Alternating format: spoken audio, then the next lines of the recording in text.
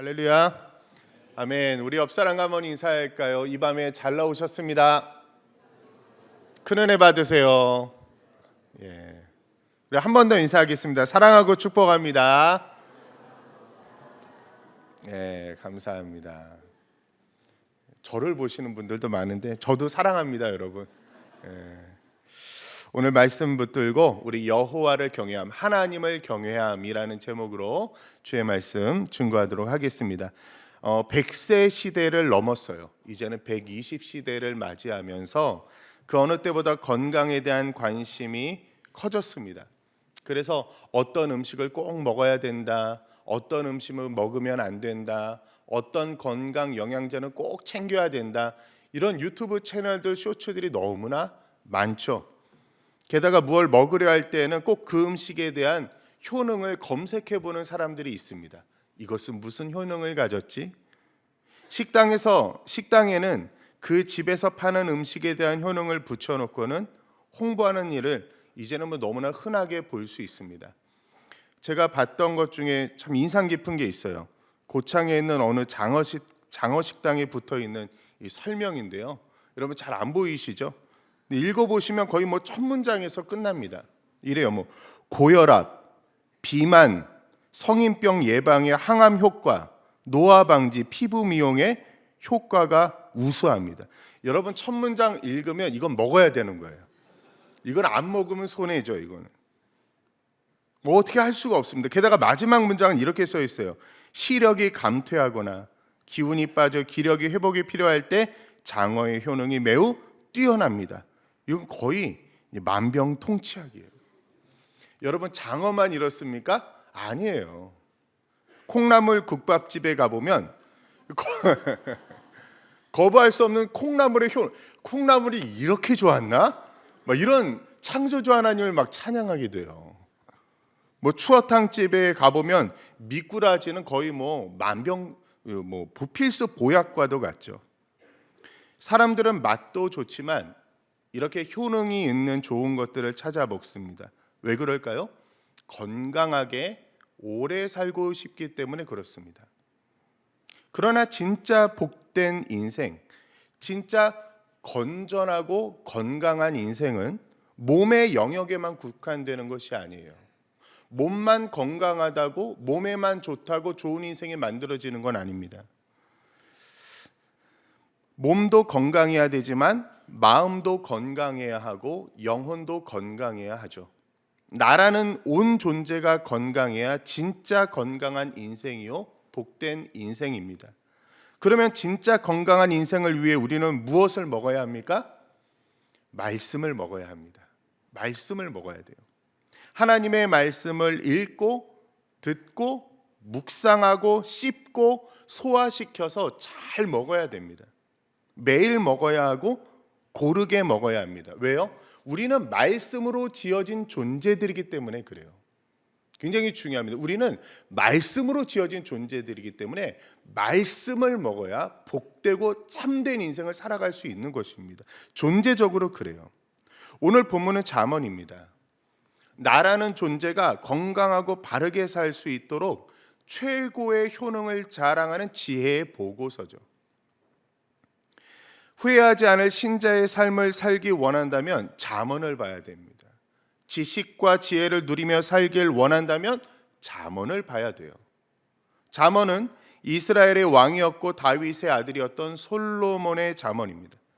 솔로몬은 자타가 공인하는 지혜로운 왕이었습니다. 그는 하나님께 전무후무한 지혜를 받은 사람이에요. 교회 밖에서도 세상에서도 솔로몬 하면 지혜의 왕이라고 말합니다. 그만큼 지혜의 영역에 있어서는 타의 추종을 불허하죠. 그런 솔로몬이 누구에게 말합니까? 이 잠언의 독자는 누굽니까? 여러분 이스라엘 백성들이에요. 온 세상을 창조하신 분이 하나님이시라는 것을 아는 사람들, 지금도 온 세상을 주관하시는 분이 하나님이고 이 세상의 끝에서 심판하실 분도 하나님이시다라는 것을 아는 백성들입니다. 즉 잠언은 신자들을 대상으로 하는 하늘 지혜서예요. 신자가 어떻게 살아야 가장 건강하고 복되게 살 수 있는지에 대한 실제적인 가르침, 관념적인 게 아닙니다, 여러분. 실제적인 가르침을 주는 책입니다. 우리가 방금은 개정개혁판을 읽었어요. 그런데 이제 1절부터 6절까지 말씀을 다시 한번 보실 텐데, 이 부분을 그 유진 피터슨 목사님이 쓴 메시지 성경 번역본을 함께 보시면서 읽을 것입니다. 참고로 이 메시지 성경은 그 히브리어와 헬라어의 아주 탁월한 언어학자요 신학자인 유진 피터슨 목사님이 시장 언어, 동네 누구라도 알아들을 수 있을 만한 언어로 번역해 놓은, 의역해 놓은 성경책입니다. 우리 다 같이 한번 천천히 읽어보도록 하겠습니다. 시작. 이것은 이스라엘의 왕이요 다윗의 아들인 솔로몬의 지혜로운 말이다. 어떻게 해야 바르게 잘 살 수 있는지 가르치고 인생의 의미가 무엇이며 어디로 흘러가는지 알리려고 기록한 말이다. 이것은 옳고 정의롭고 공평한 것이 무엇인지 알리고 세상의 이치를 모르는 이들을 가르치고 젊은이들이 현실을 파악하게 해줄 삶의 지침서다. 경험 많은 이들도 얻을 것이 있고 노련한 이들도 한두 가지 배울 것이 있을 것이다.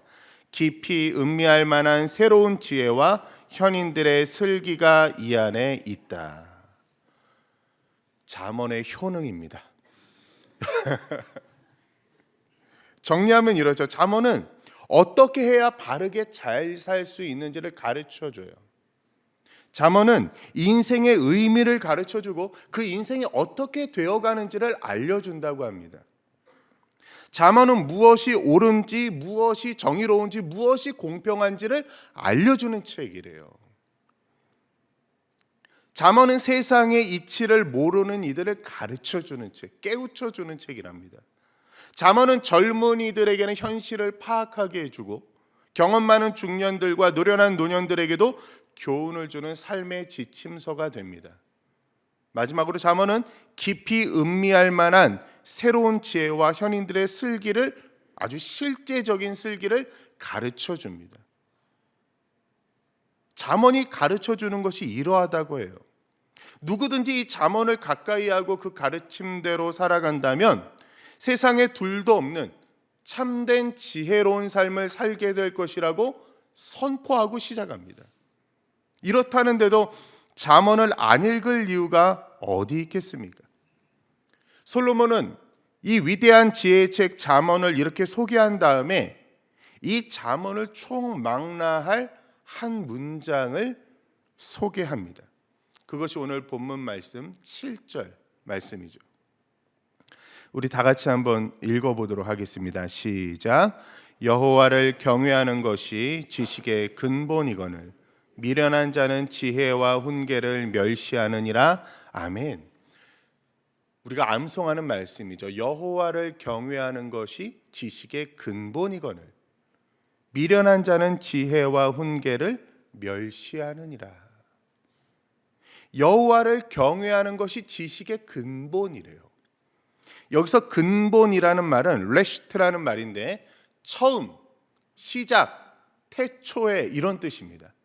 그러니까 우리가 잘 아는 구절이죠. 창세기 1장 1절 태초에 하나님이 천지를 창조하시니라 할 때 그 태초에가 바로 레시트예요.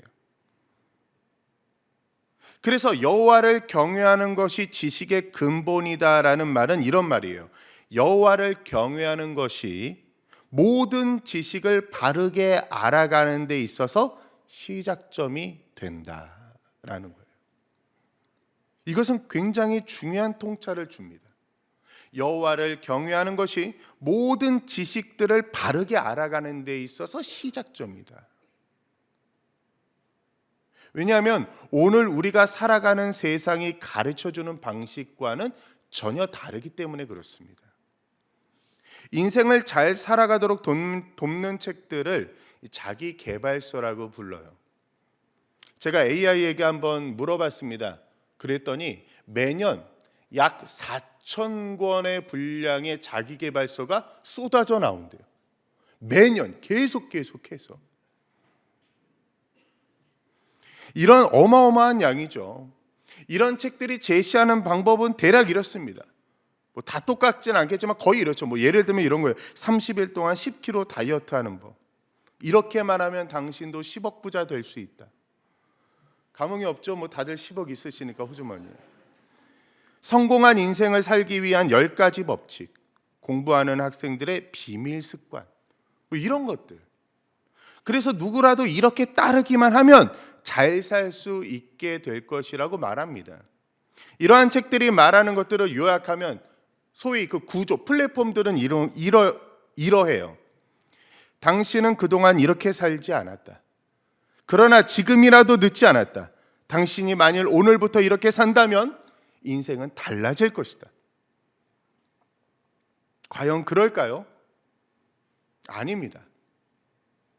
만일 이게 가능했다면 아마 그렇게 수많은 자기계발서들이 매년 4,000권 이상 쏟아져 나오지 않을 거예요. 저는 지금 시중에 나온 자기계발서가 무용하다는 것을 말하는 게 아닙니다. 그들이 말하는 통찰이 쓸데없다는 말도 하는 게 아닙니다. 그 어느 정도 유용하고 중요한 통찰들을 줍니다. 그러나 그런 책들을 붙들고 산다면 결코 지복의 삶에는 도달할 수 없을 것입니다. 왜 그렇습니까? 아주 중요한 전제예요. 우리 삶은 우리 손에 달려있는 게 아니기 때문에 그래요. 내 삶의 주인이 내가 아니기 때문입니다. 그래서 자꾸 나에게 내 삶의 짐을 씌우기 시작하면 답이 없어져요. 아무리 달려도 끝이 보이질 않습니다. 거듭되는 실패와 실수 속에서 결국 자기 연민에 빠지게 됩니다. 그러면서 또 다른 자기계발서를 찾게 돼요. 유튜브를 열고 또 다른 동기부여 영상을 누르게 됩니다. 계속해서 자극을 주고 노력을 하되 또다시 실패하는 악순환이 반복됩니다. 그러면서 한 번밖에 없는 소중한 삶이 낭비되어져 가는 거예요. 전도서 1장 1절에서 3절 말씀입니다. 다윗의 아들 예루살렘 왕 전도자의 말씀이라. 전도자가 이르되 헛되고 헛되며 헛되고 헛되니 모든 것이 헛되도다. 해 아래서 수고하는 모든 수고가 사람에게 무엇이 유익한가? 무엇이 유익한가? 무슨 뜻이에요? 유익함이 없다 이런 게 아니죠. 도대체 그것이 참된 인생을 살게 할 수 있는가? 그것이 정말 사람이 본래 누려야 할 지복의 삶인가? 아니다 이 말입니다. 솔로몬은 또 다른 지혜서에서 제 손으로 행하는 모든 수고에 대해 헛됨을 외쳐요. 헛됨을. 헛되고 헛되며 헛되고 헛되니 모든 것이 헛되다. 5번이나 강조합니다. 여러분 보통 성경에서 단어 2개를 쓰면 강조법이에요. 3개를 쓰면 완전 강조인데 5번이나 쓴 경우는 제가 알기로는 여기밖에 없어요. 더 이상 강조할 수가 없어요. 하나님을 떠나 자기 지혜로 살았던 솔로몬의 고백이에요. 할 수 있는 모든 것들을 다 할 수 있는 왕이었고 다 했던 왕이었습니다. 모두가 성공했다고 자타가 공인했던 왕의 탄식이 헛됨이에요. 누구나 부러워할 만한 인생을 살았지만 누구라도 자기처럼 살면 안 된다고 외치고 있습니다. 그 끝에는 말할 수 없는 허망함이 있기 때문에 그래요. 그러면 참된 인생, 진짜 복된 인생은 어떻게 살아야 하는 것입니까? 이에 대해 성경은 무엇이라 말씀합니까? 성경은 정말 여러 면에서 너무나 놀라운 진리의 말씀을 가르쳐주고 있지만 그 대답 중에 굉장히 중요한 말씀을 오늘 본문인 잠언 1장 7절 말씀에서 이야기하고 있는 거예요. 여호와를 경외하는 것이 지식의 근본이거늘 미련한 자는 지혜와 훈계를 멸시하느니라. 그래서 한 가지 전제가 있는데 그것은 하나님의 주되심이에요. 그래서 메시지 성경에서는 이 구절을 이렇게 번역해 놨습니다. 우리 천천히 한번 읽어볼까요? 시작. 하나님으로 시작하여라. 지식의 첫걸음은 하나님께 엎드리는 것이다. 어리석은 자들만이 지혜와 지식을 업신여긴다. 하나님으로 시작하여라. 둘째, 지식의 첫걸음은 하나님께 엎드리는 것이다. 셋째, 어리석은 자들만이 지혜와 지식을 업신여긴다. 성경은 우리 삶의 시작이 먼저 하나님으로부터 시작해야 한다고 말씀합니다. 어떻게 보면 이것은 매우 당연한 말씀이죠. 우리를 창조하신 분이 하나님이시오. 나를 지금 여기 살게 하시는 분도 하나님이시기 때문입니다. 내 삶의 시작이 되시고 세상의 시작이 되시는 하나님을 제껴놓고 삶을 바라보는 것은 이미 실패하기로 작정한 것과 다름이 없어요. 내 생명의 시작이 하나님이듯이 내 삶의 시작도 하나님이어야 합니다. 이것은 내 삶의 주인이 하나님이시라는 고백을 전제하고 있는 거예요. 사랑하는 여러분, 내 삶의 주인은 누구입니까? 나입니까? 아니면 하나님입니까? 내 삶의 주인, 오직 하나님 한 분밖에 없음을 고백하십니까? 아멘이죠. 마스크 쓰고 있는 분들은 제가 좀 확인을 못했는데 아멘이에요. 아멘.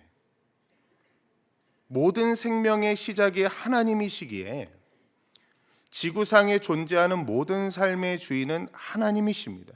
생명의 시작이 하나님이기에 삶의 주인도 하나님이신 거예요. 더구나 구원받은 사람은 더더욱 그러합니다. 예수님을 믿는다는 것은 예수님을 나의 구세주요 왕으로 영접한다는 의미이기 때문에 그래요. 바울의 고백을 들어보면 더 분명히 알 수 있죠. 갈라디아 2장 20절 말씀, 내가 그리스도와 함께 십자가에 못 박혔나니 그런즉 이제는 내가 사는 것이 아니요 오직 내 안에 그리스도께서 사시는 것이라. 내가 사는 게 아니요 오직 내 안에 그리스도께서 사시는 것이라. 이제 내가 육체 가운데 사는 것은 나를 사랑하사 나를 위하여 자기 자신을 버리신 하나님의 아들을 믿는 믿음 안에서 사는 것이라. 그런즉 이제는 내가 사는 게 아니라고 해요. 더 이상 나를 내 삶의 주인으로 인식하지 않습니다. 삶의 주인 되신 주님 앞에서 자기를 부인합니다. 그리고 뭐라 합니까? 오직 내 안에 그리스도께서 사시는 것이라. 이제는 내 안에 계신 주님께서 사시는 것이라고 합니다. 나를 위해 자기 자신을 버리신 하나님의 아들이 이제는 내 삶을 주장하신다라는 말이죠. 여러분, 이것이 복음이요 참된 회복이에요. 하나님의 뜻을 알고 하나님의 선을 따라가기를 즐거워하던 창조의 본래의 형상이 회복되는 상태, 온전하게 회복되는 상태이기 때문에 그렇습니다. 중요한 포인트는 삶의 주인이 바뀌었다는 거죠. 예수님을 믿음으로 진리를 알게 된 신자는 창조주요 구원주 되시는 주님을 알게 되었습니다. 내 삶이 나만의 것이 아님을 고백합니다. 그리고 내 삶을 주님께 내어드렸죠. 예전에는 내 뜻을 이루기 위해 주님을 이용하는 삶이었다면 이제는 주님의 뜻을 이루기 위해 나를 내어드리는 헌신의 삶을 살게 되는 것입니다. 사랑하는 여러분, 이 밤에 먼저 그리고 진지하게 자기 자신에게 질문해 보셔야 합니다. 2026년 벌써 한 달을 살아오셨는데 이 2026년도를 살아가는 내 인생, 내 삶의 주인은 누구입니까? 나는 내 뜻을 이루기 위해 내 비전, 내 뜻, 내 목적, 내 꿈을 이루기 위해 살아가고 있습니까? 아니면 하나님의 뜻을 이루기 위해 살아가고 있습니까?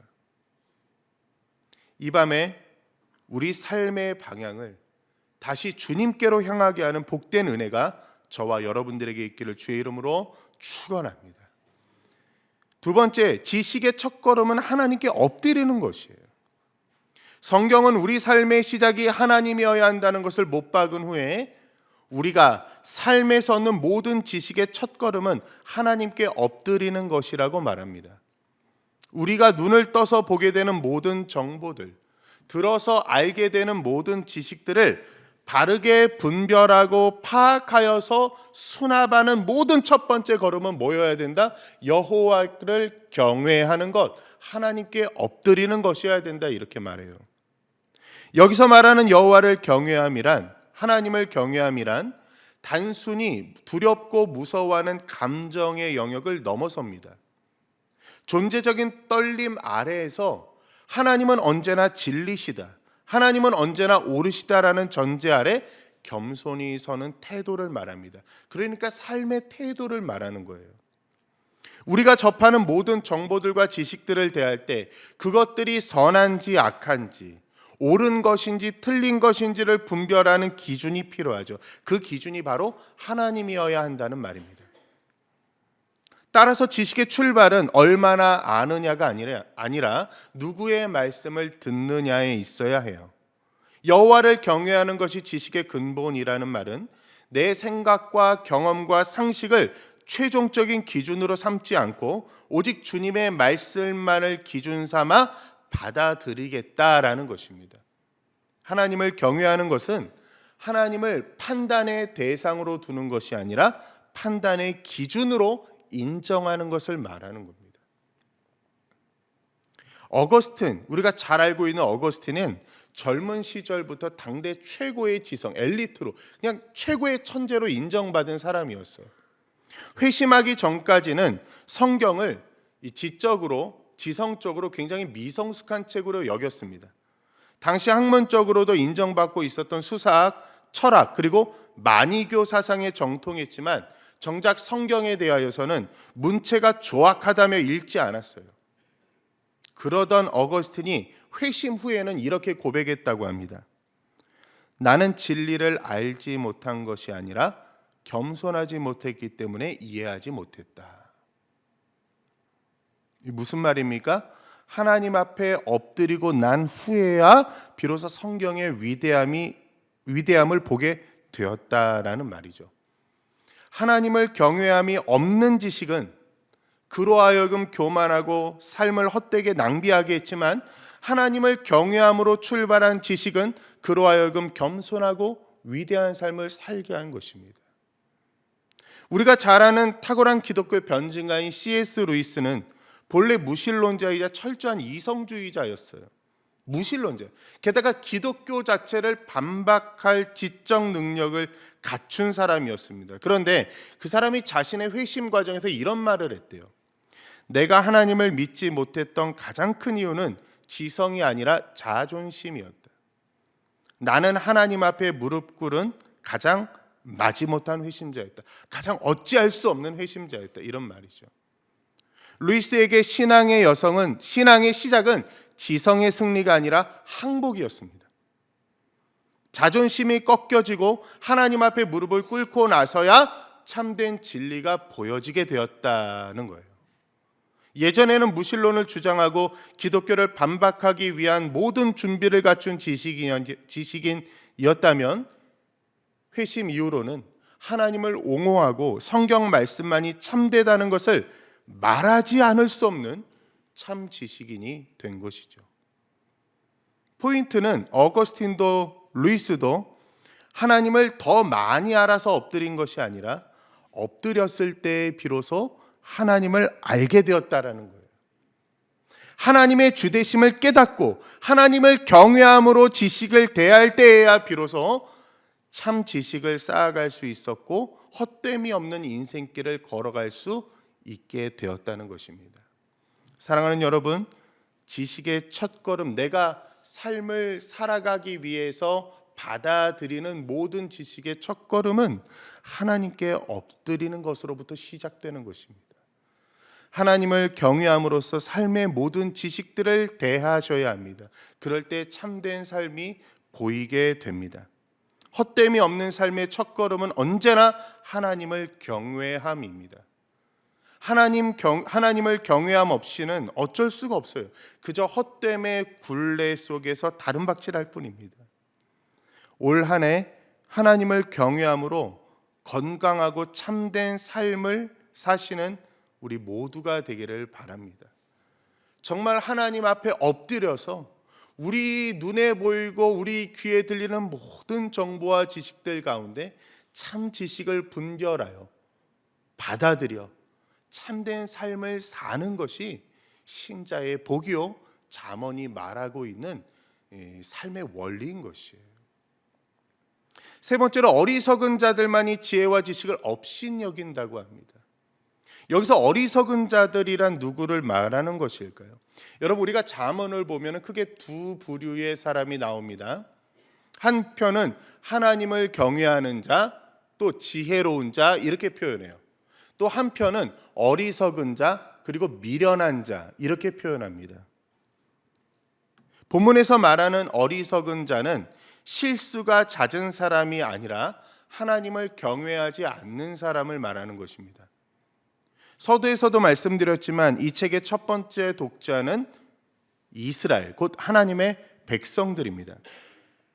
따라서 하나님을 경외하지 않는 사람들이라고 할 때 우리는 먼저 불신자들을 생각할 수 있지만 연이어 이스라엘 가운데서도 하나님을 경외하지 않는 자들도 있었다라는 사실을 염두에 두어야 합니다. 어렸을 때부터 하나님의 말씀을 들었어도 심지어 하나님의 말씀을 암송하고 그 말씀대로 제정된 법 테두리 안에 사는 사람이라 할지라도 충분히 어리석은 자로 분류될 수 있다는 거죠. 따라서 본문에서 말하는 어리석음은 무지가 아니라 거부를 뜻하는 거예요. 하나님의 말씀에 대한 무지가 아니라 하나님의 말씀에 대한 거부예요. 단지 지능이 낮은 사람이 아닙니다. 혹은 하나님의 말씀을 모르는 사람이 아니에요. 하나님의 말씀을 들을 기회가 없었던 사람을 말하는 게 아닙니다. 하나님의 말씀을 알아도 하나님의 말씀을 들어도 거부하는 사람을 말하는 것입니다. 미련한 자는 지혜와 훈계를 멸시하느니라. 멸시한다라는 말을 찾아보니까 상관하지 않는다, 상대하지 않는다 이런 뜻이에요. 다시 말해서 미련한 자는 하나님의 말씀을 아무리 읽어도 별 상관없는 삶을 살아가는 사람이에요. 이렇게 사는 길이 하나님의 뜻이라고 아무리 들어도 한 귀로 듣고 한 귀로 흘리는 사람을 말합니다. 그는 하나님을 상대하지 않기 때문에. 우리는 여기서 어리석음이란 단지 지식의 결핍을 말하는 것이 아니라 이 역시 태도와 관련되어 있다는 것을 알게 됩니다. 여러분, 예배 가운데 설교가 선포될 때 목사라는 한 사람의 언어로 들으십니까? 아니면 하나님의 언어로 들으십니까? 이것이 하나님을 경외하는 자와 어리석은 자를 가늠하는 질문이 될 수 있는 거예요. 잠언에서 말하는 어리석음은 하나님을 거부하는 태도요, 반항하는 태도입니다. 이런 태도를 가진 사람은 어떤 사람입니까? 자기 마음대로 살아가는 사람이죠. 자기 뜻대로 살아가는 사람입니다. 아무리 주님의 말씀을 읽고 들려줘도 상관하지 않아요. 자기가 사는 대로 사는 사람, 스스로의 삶에 홀로 주인 되는 사람을 말합니다. 성경에 이런 사람들이 많이 등장하죠. 대표적인 사람을 들라 하면 애굽의 바로 왕을 들 수 있습니다. 당시 바로는 절대 권력을 가진 왕이었어요. 부조감이 없었습니다. 날마다 증가하는 이스라엘 백성들을 노예로 부리고 그로 인해 자기 백성들에게는 더 많은 복지를 허락하는 아주 유능한 왕이었습니다. 그러나 어느 날 노인이 된 모세가 찾아와 하나님의 백성들을 내놓으라 말하죠. 당연히 바로는 코웃음을 칩니다. 결과는 어떻게 되었습니까? 처음에 몇몇 재앙들이 들이닥칠 때만 해도 바로는 고자세를 유지합니다. 그러나 계속되는 이 감당할 수 없는 하나님의 재앙에 항복하게 되죠. 콧대 높은 신하들도 어서 저 사람들을 놓아주어서 하나님을 섬기게 해달라고 요청까지 합니다. 그러나 하나님이 그 재앙들을 거두어 드리자마자 바로는 곧바로 완악하게 굽니다. 끝까지 하나님의 말씀에 저항하고 하나님을 대항합니다. 자신이 직접 겪고도 나라가 망해가는 모습을 보고 있어도 말씀에 굴하지 않아요. 그러다가 어떻게 됩니까? 장자의 죽음을 당하고 나라가 폭삭 망하는 것을 경험하게 되는 거예요. 사무엘상에 나오는 사울왕도 그러합니다. 사울은 하나님이 세우셨어요. 사울도 이것을 알고 있었습니다. 게다가 사울은 하나님의 말씀을 아는 왕이었습니다. 그의 옆에는 든든한 선지자 사무엘이 함께하고 있었습니다. 그러나 그는 하나님의 분명한 말씀이 있었음에도 자기 판단대로 행했어요. 사무엘상 13장에서는 사무엘을 기다리지 못하고 스스로 제사를 강행합니다. 사무엘상 15장에서는 아말렉을 진멸하라는 명령을 분명히 들었음에도 아말렉 왕을 살려둘 뿐만 아니라 가장 좋은 가축들을 남겨두었습니다. 도대체 왜 그랬냐는 사무엘의 질책 앞에 사울이 이렇게 대답해요. 사무엘상 15장 20절 21절. 사울이 사무엘에게 이르되 나는 실로 여호와의 목소리를 청종하여 여호와께서 보내신 길로 가서 아말렉 왕 아각을 끌어왔고 아말렉 사람들을 진멸하였으나 다만 백성이 그 마땅히 멸할 것 중에서 가장 좋은 것으로 길갈에서 당신의 하나님 여호와께 제사하려고 양과 소를 끌어왔나이다 하는지라. 여러분, 사울의 입장은 이런 거예요. 그는 자기 뜻만 내세운 게 아닙니다. 이 점에서 굉장히 위험해요. 우리의 모습이 비춰져요. 내 뜻만 내세운 게 아니에요. 하나님의 말씀에도 순종했습니다. 대부분 하나님의 말씀에 순종했지만 어느 부분에 있어서는 자기 뜻을 관철시킨 거죠. 그가 보기에, 사울이 보기에 하나님의 말씀 플러스 나의 판단에서 더 나은 결과를 도출해낸 겁니다.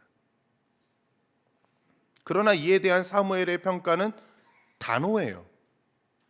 어떤 여지를 주지 않습니다. 사무엘상 15장 22절 23절 다 같이 읽어보겠습니다. 시작. 사무엘이 이르되 여호와께서 번제와 다른 제사를 그 목소리 청종하는 것을 좋아하심 같이 좋아하시겠나이까. 순종이 제사보다 낫고 듣는 것이 수장의 기름보다 나으니 이를 거역하는 것은 점치는 죄와 같고 완고한 것은 사신 우상에게 절하는 죄와 같음이라. 왕이 여호와의 말씀을 버렸으므로 여호와께서도 왕을 버려 왕이 되지 못하게 하셨나이다 하니. 여러분, 사울이 버림받은 이유가 무엇입니까? 버림받았어요. 사울이 버림받은 이유가 뭡니까? 하나님의 말씀에 대한 무지입니까? 몰랐어요? 아니에요. 사울은 말씀에 대하여 무지해서 버림받은 게 아니라 하나님의 말씀을 자기 욕망대로 자기 판단에 맞추어 조정하려 했기 때문에 버림받은 것입니다. 하나님의 말씀을 내 판단에 의거하여 조정하려는 시도는 하나님을 모욕하는 것이죠. 우리가 믿는 하나님은 나보다 못한 하나님이 결코 아니셔요. 오히려 나를 지으신 분이에요. 전능하신 하나님은 전지하신 하나님이십니다. 모든 것을 다 아시고 모든 선이 되시며 모든 진리가 되시는 유일한 절대자, 그분이 저와 여러분의 하나님이십니다. 여러분, 아멘이십니까? 아멘이죠. 그렇다면 이러한 하나님의 말씀 앞에서 우리가 취해야 할 태도는 뭐예요? 조정이 아니라 순종이에요. 조정이 아니라 순종입니다. 그것도 겸손하게 납작 엎드려 순종해야 합니다. 여호와를 경외함으로 순종해야 합니다. 순종이 제사보다 낫고 듣는 것이 수장의 기름보다 낫다고 했습니다. 순종이 예배보다 낫대요. 하나님을 경외함으로 행하는 순종이 없다면 예배가 도대체 무슨 소용이 있냐 이 말이죠. 겸손히 엎드려 주의 말씀을 듣지 않는다면 우리가 드리는 예배가 무슨 의미가 있냐 이 말입니다.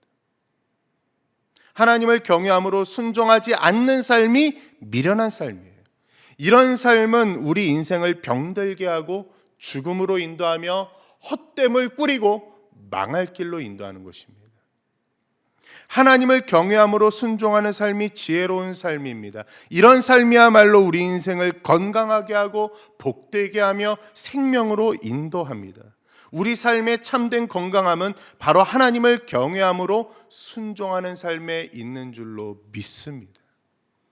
우리는 지금 포스트 모던을 살아가고 있어요. 이 시대는 참 특이해요. 절대 진리를 부정합니다. 그런데 절대 고집하는 인간들이 많아졌어요. 하나님의 말씀을 절대적으로 여기지 않습니다. 그저 조금 더 나은, 조금 더 좋은 참고 의견 정도로 치부합니다. 전문가의 말을 신뢰하기보다 유튜브나 신문대사 댓글을 보고 자기와 비슷한 의견에 더 신뢰감을 갖습니다. 그러면서 자기 생각과 판단을 강화합니다. 포스트 모던의 미련함은 옳다 틀리다를 말하지 않고 구분하려 하지 않고 그것 또한 하나의 의견이라고 말하는 것이에요. 그래서 내 취향에 맞으면 맞는 것이고 아니면 아닌 겁니다. 그래서 자기 경험이 우상이 돼요. 자기 경험이 우상화가 됩니다. 모든 정보들이 참고사항이 되고 모든 지식들이 첨언이 되니 정작 믿을 만한 것은 자기가 직접 겪은 경험밖에 없습니다. 문제는 이러한 자기 경험들이 훈계와 교훈들, 성경, 진리의 말씀에 교정받지 못하고 자기 고집으로 굳어진다는 거예요. 이것은 매우 위험한 일입니다. 성경으로 교정되지 않는 자기 경험은 또 다른 우상이 되기 때문이죠. 나아가 이제는 훈계 자체를 아예 제거해버리는 시대가 왔습니다. 아이러니해요. 기술이 발달하면서 우리는 수많은 설교를 매우 쉽게, 매우 자주, 매우 많이 접할 수 있게 되었습니다. 동시에 유튜브 쇼츠 넘기듯이 자기 마음에 들지 않는 주제가 나오면 스킵할 수 있게 돼요. 매우 쉽게. 알고리즘은 내 편향을 이어주어서 내가 좋아하는 주제들만 나열시킵니다. 이런 의미에서 포스트 모던의 미련함은 훈계를 대항하는 것이 아니라 훈계 자체를 들리지 않게 하는 것이다라고 말할 수 있겠죠. 사랑하는 여러분, 포스트 모던이 강요하는 미련함들 속에서 우리는 어떻게 바르게 살 수 있을까요? 이러한 시대의 도전 앞에서, 이러한 악한 세상의 구조 앞에서 우리는 어떻게 건전하고 바른 신앙의 삶을 살 수 있을까요? 오늘 본문 말씀을 묵상해야 돼요. 굳게 붙들어야 됩니다. 첫째, 하나님으로 시작해야 돼요. 오직 주님만이 내 삶의 주인 되심을 철저히 인정해야 합니다. 둘째, 모든 지식의 첫걸음은 하나님을 경외함이어야 합니다.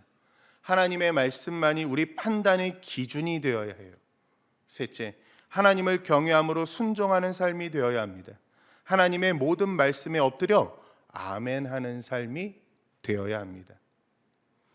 여호와를 경외하는 것이 지식의 근본이거늘 시작이거늘 미련하지 않은 지혜와 훈계를 상관하지 않느니라. 상대조차 하지 않느니라. 이 한 말씀으로 건강한 인생을 세우는 복된 신자 되시기를 주의 이름으로 축원합니다.